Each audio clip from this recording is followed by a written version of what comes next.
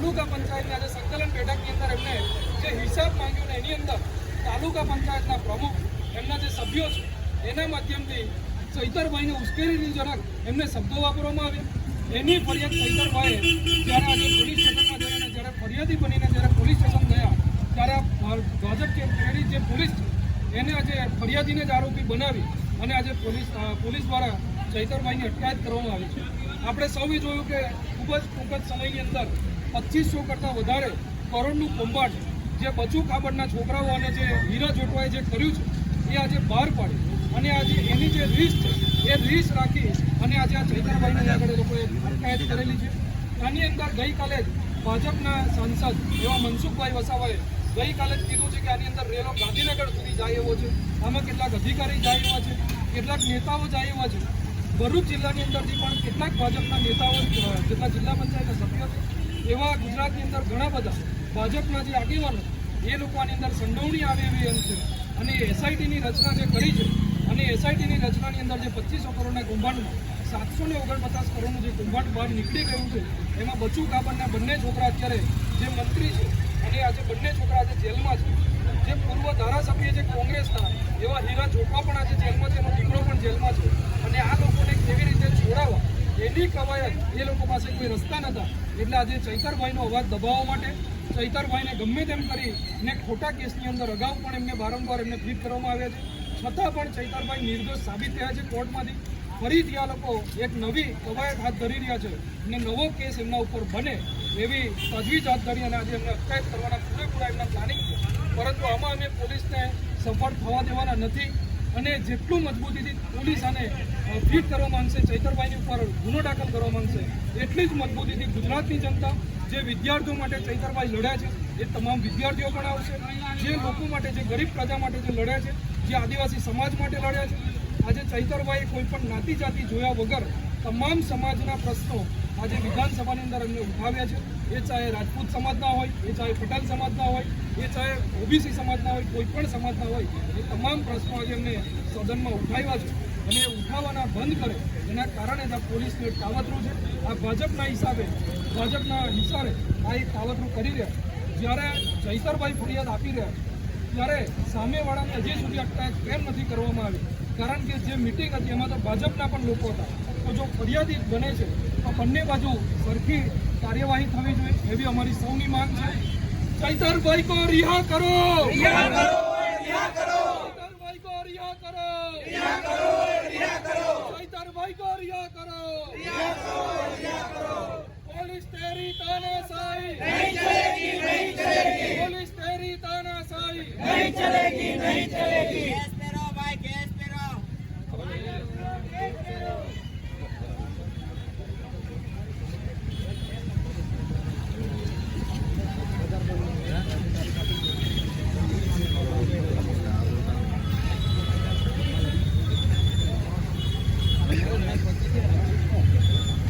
અને જો આજની આ કાર્યવાહી ચૈતરભાઈ ઉપર જો ગમે તેમ કરીને ખોટો કેસ કરવામાં આવ્યો અને જો એમની ઉપર એફઆઈઆર થઈ તો અમે આગામી દિવસની અંદર અમે તારીખ આપીશું ખૂબ જ ટૂંક સમયની અંદર। એમાં ઉમરગામથી અંબાજી સુધીના તમામ આદિવાસી ભાઈઓને, બહેનોને અને માતાઓ પિતાઓને પણ અમે આહ્વાન કરીએ છીએ કે તમામ લોકો પણ એ દિવસે સ્વયંભૂ આવે અને સાથે ગુજરાતની જે પણ જનતા માટે ચૈતરભાઈ અવાજ ઉઠાવ્યો છે। ગઈકાલે પણ આપણે સૌએ જોયું 1800 કરતાં વધારે વિદ્યાર્થીઓને જે પરીક્ષાનો લાભાર્થ નહોતો મળ્યો એના માટે પણ એમને આંદોલન કર્યું। તમામ પરીક્ષાર્થીઓને પણ કહેવા માંગીએ છીએ કે ચૈતરભાઈ ગઈકાલે તમારા સમર્થનમાં હતા, આજે ચૈતરભાઈના સમર્થનમાં આપ શું ઉમર આવો એવી અમારી એક અપીલ છે।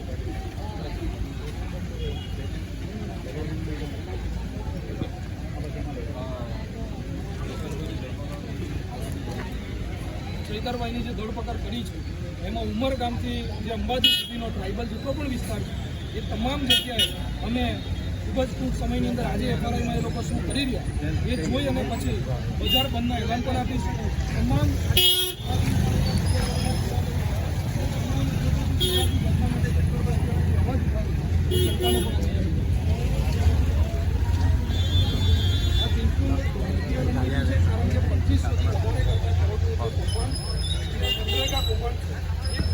બહાર કરવામાં આવે અને એની અંદર બચુ કાબડના બંને દીકરાઓને આજે જેલની અંદર નાખવામાં આવે છે। હીરા જોટવાના દીકરાઓને હીરા જોટવાની જાતે પણ મોકલવામાં આવે ત્યારે એ લોકોને છૂટવા માટેના કોઈ અત્યારે રસ્તા નથી દેખાઈ રહ્યા અને આગામી જે એસઆઈટીની રચના બિલકુલ નિષ્ફળ તો આમાં ઘણા બધા મંત્રીઓ પણ જાય એમ છે, ઘણા બધા ધારાસભ્યો પણ જાય એવા છે અને એ લોકો ન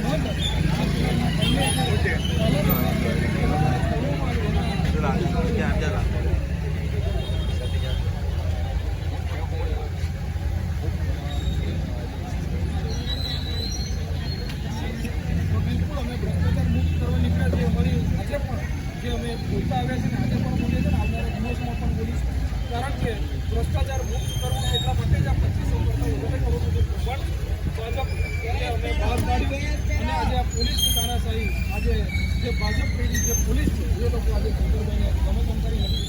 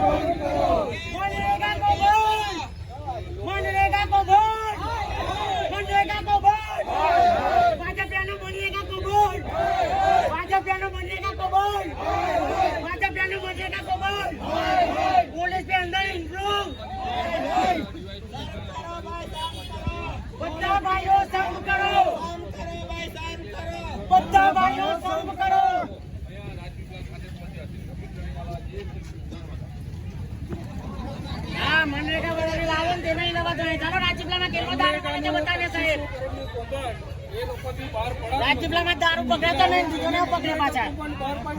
ભાજપ વાળાએ કેટલા પૈસા આલ્યા ભાઈ દારૂની પેટીઓને? ચાલો એ દારૂના બોટલો બતાવીએ. ચાલો આ વિસ્તારમાં જે દારૂ વેચાય છે એ દારૂ નહીં દેખાય પરંતુ અહીંયા આ રીતે જે કૌભાંડો બહાર પાડે છે, જે દારૂ પકડે છે એ લોકોને આ લોકો અંદર કરી દે. ગુજરાતની આ વખતે તો જો વિસાવદર ની જેમ એ રાજપીપળામાં કઈ બૂમો ના પડે ને તો આદિવાસી સિંહ નું તો ચૈતરભાઈ પછી કઈ જવાના છે. વિસાવદર થી કરતા બુરી હાલત આવશે તમારી, એટલું યાદ રાખજો. વિસર્જનની જીત પછી અમે નર્મદા જિલ્લામાં પણ ફાફા પડી જશે તમને. ભાજપ વાળોને બી ગટરમાં ના લીજીએ તો જોજો તમે. એના જ કારણે ભૂકા કાઢી નાખશો.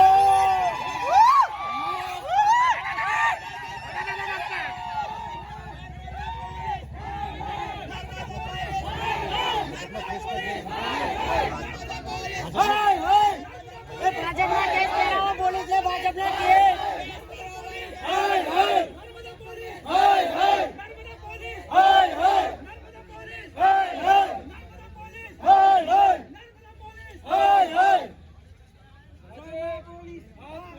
પોલીસને કેસ પહેરાવો ભાજપનો. હાય હાય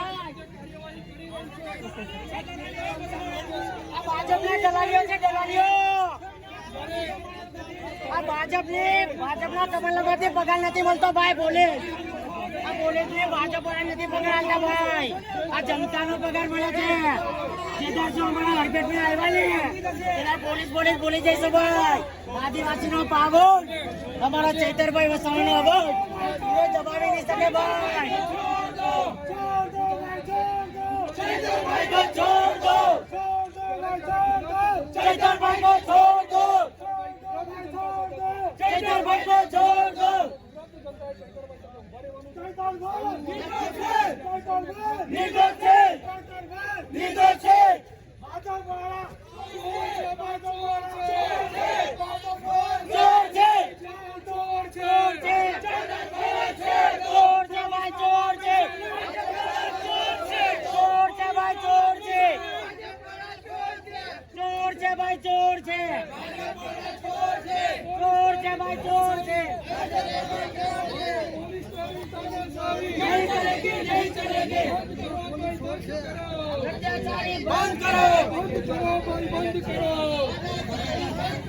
બંધ કરો ભાઈ, બંધ કરો.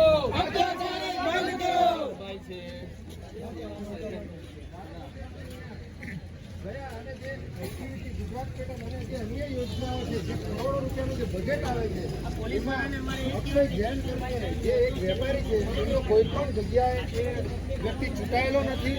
તો એવા વ્યક્તિને આ જે યોજનાઓ છે એમાં એમનો કમિટીમાં સમાવેશ કરવામાં આવે છે.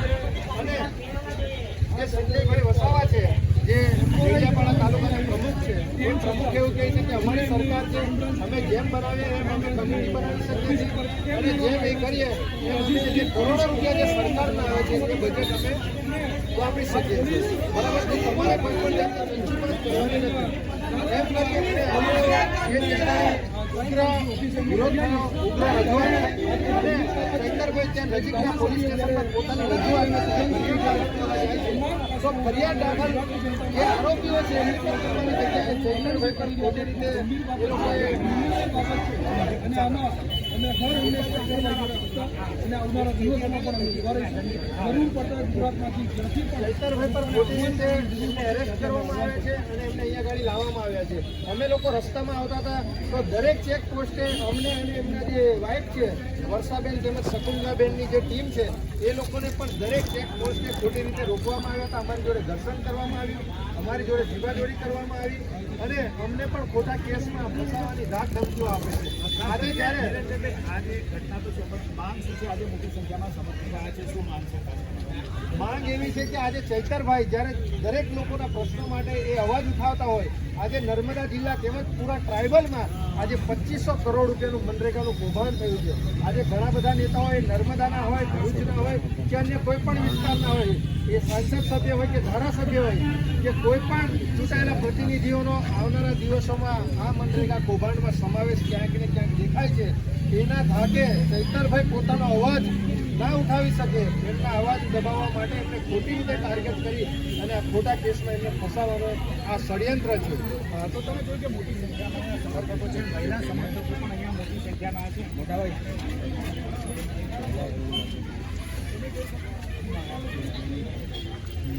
હું પિયુષ પટેલ, ભરૂચ જિલ્લા પ્રમુખ આમ આદમી પાર્ટી.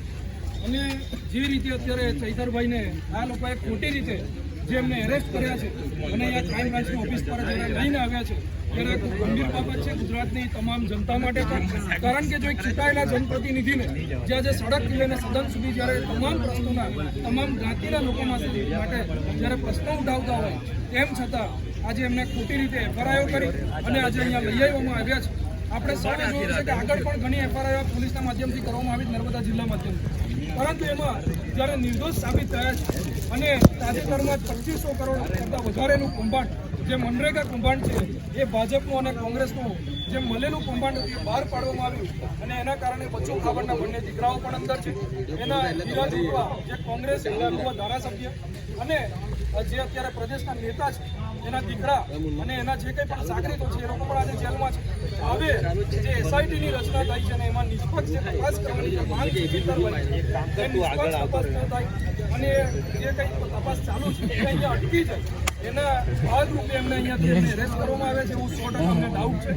અને આના જે કંઈ પણ બચુ કાબરના દીકરાઓને બહાર કાઢવાની તજવીજ હોય કે પછી હીરા જોટવાને બહાર કાઢવાની જે તજવીજ હોય એ હવે આ લોકો કરવાના છે એવું ચોક્કસપણે અમે આપના એરેસ્ટના માધ્યમથી કહી શકાય છે.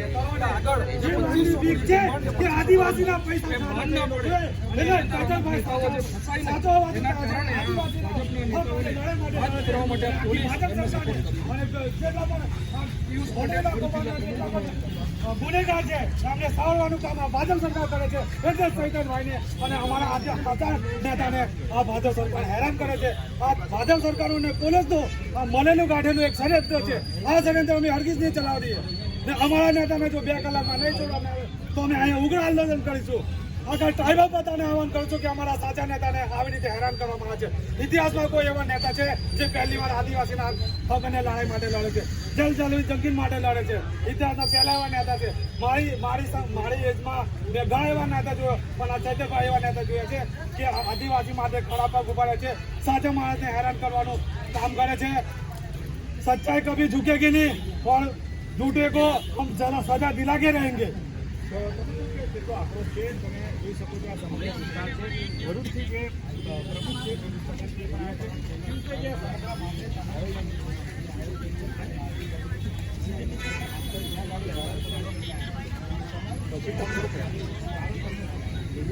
અમે જ્યારે ડેડિયાપાડા આવતા ત્યારે અમને એવી ખબર નથી કે આવું પણ ત્યાં આગળ થઈ ગયું. અમે ચૈતરભાઈને અમારા સંગઠનના કામ કરીને અમે મળવા માટે આવ્યા. જ્યારે અમે રસ્તામાં પહોંચ્યા ત્યારે અમને ખબર પડી કે આવી રીતે તાલુકા પંચાયતની જે મિટિંગ હતી એ મિટિંગની અંદર ભાજપ અને આમ આદમી પાર્ટીના ધારાસભ્યો, ભાજપના તાલુકા પ્રમુખ, પંચાયતના પ્રમુખ અને એમની જે કંઈ પણ પંચાયતના સભ્યો એ લોકો અંદર બેઠા હતા. ત્યારે